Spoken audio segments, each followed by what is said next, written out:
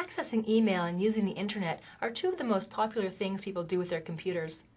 For Windows 7, you'll notice some new ways to stay connected and browse the web. Hi, I'm Jean White, a writer on the Windows team, and in the next 5 minutes, I'm going to show you what's new with email and Internet Explorer in Windows 7. Let's start with email.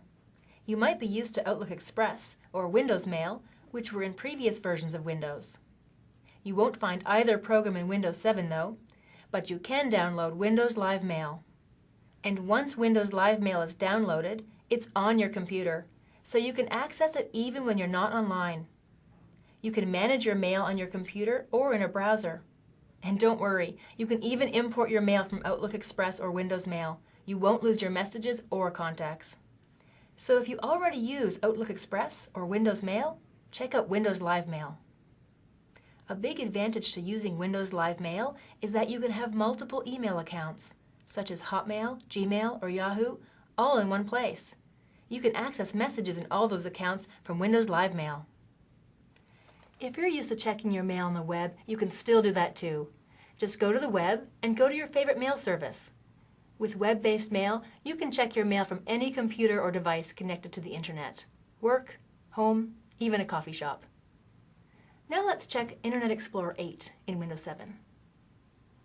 The first thing you'll notice when you start typing a web address is a smarter address bar.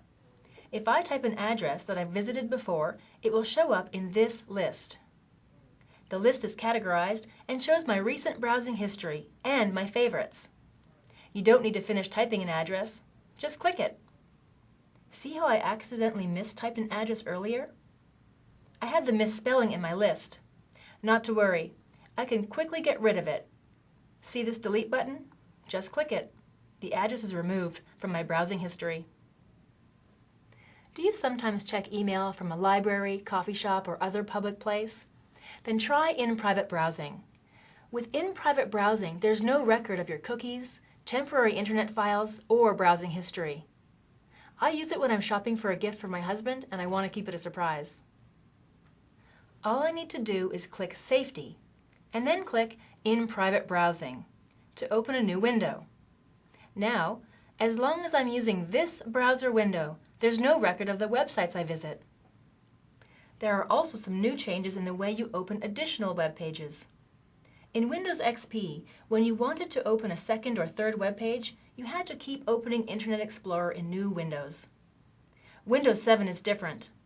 See how Internet Explorer 8 uses tabbed browsing? Tabs let you have many web pages open at the same time in the same window, each on its own tab. Even so, opening a lot of tabs can be overwhelming.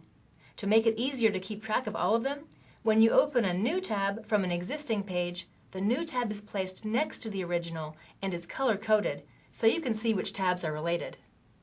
And have you ever accidentally closed a website you were visiting? It's frustrating, especially if you don't remember its address. In Windows XP, all I could do was dig through my browser history and hope to find it. Well, with Internet Explorer 8, just open a new tab to find your way back to one or all of the closed websites.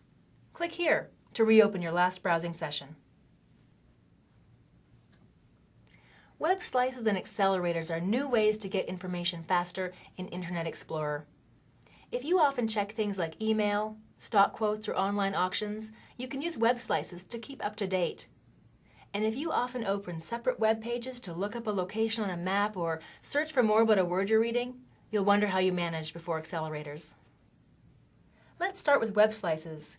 A web slice makes it easy to get information from specific parts of a web page. I often check the news, but I don't want to reopen the website every time. If a web slice is available on a page, you'll see a green icon, like this. Click the icon to subscribe to the web slice. Now it'll be in your Favorites menu. When new information becomes available, the web slice will be highlighted. Click it to go straight to the site. Until now, if something caught your eye on a web page and you wanted to search for more information, or you needed to look up an address on a map, it took a lot of time copying and pasting or retyping the text in another address bar. Accelerators offer an easier way. If you see a word you'd like to know more about, select it and click the button that appears. Now you can search for it. You can use accelerators for other routine tasks too, like emailing or blogging, translating a word, or finding a map. Want to learn more? Check out the guide for this video. It has a lot of information, including step-by-step instructions, so you can explore Windows 7 on your own.